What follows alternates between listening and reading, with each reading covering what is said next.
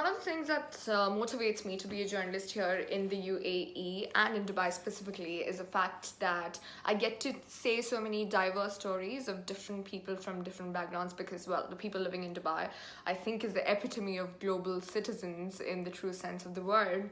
So it's very interesting. Also, the fact that there are so many strict rules, regulations, and censorship. It just makes it so much more challenging and so much more interesting because you have to circumnavigate, and yet if you are a journalist at heart, you still want to say that story and you still try and manage to get that story out in any possible way. I tried doing that with the drug documentary. I know everybody I've spoken to about this documentary have said that, oh my god, like, how did you get a drug documentary out? And the title of the documentary was the Middle East drug issue. But yeah, so we had to work around it, change things, respect the law of the land, and then still get that story out. So I think that is one thing, that is the second thing that really motivates me to do this job.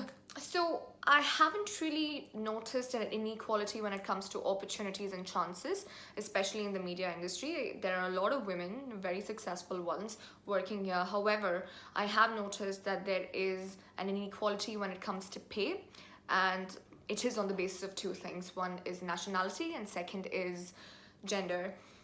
Well, we are a long way to go, to be very honest and frank, from achieving that level of equality when it comes to pay, but that is a global issue and it's a global phenomenon, and we are miles away from being where we ideally need to be. But there are tons of HR transformations happening, like menstrual leaves, increased maternity leaves, flexible hour, etc.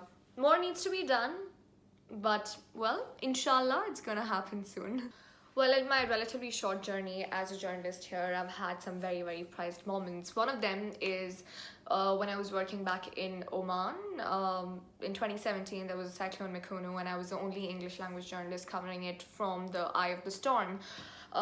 So I was there, I'd go do my pieces to camera, then we'd come back and we'd upload it to the digital channels because there was just like a lot of information coming from everywhere and it had to go out immediately, right?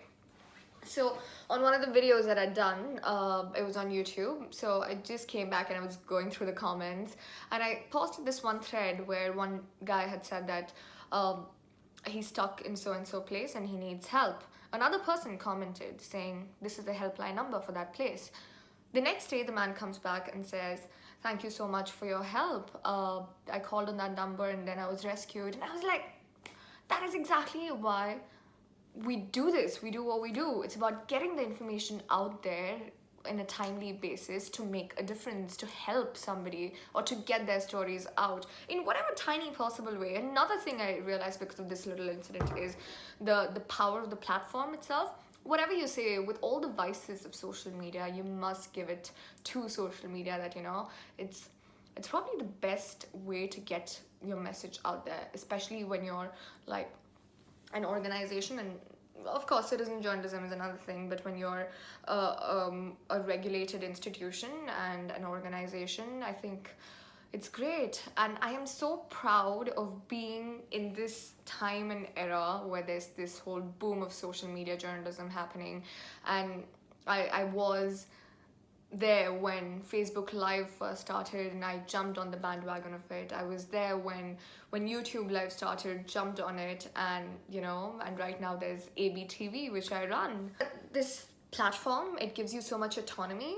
On ABTV, which is Arabian Business's television arm, online TV arm, I've launched a few new shows, including AB Live, there's Crossfire, which is the debate show, and I get to ask the questions that I really want to ask, or I get to ask questions that my audience and viewers want to ask. So many times, the best example of that would be, are the banks in the UAE doing enough for SMEs and to support SMEs? And this is not a question that I genuinely had, but this was a question that a lot of my followers and the people who would watch my videos forced me to ask, and we got that on air. We asked those questions, some of them got the answers, and that's the whole point, right? We try to get the answers to those questions that people need answered, the questions that people need asked, and you get to do it here.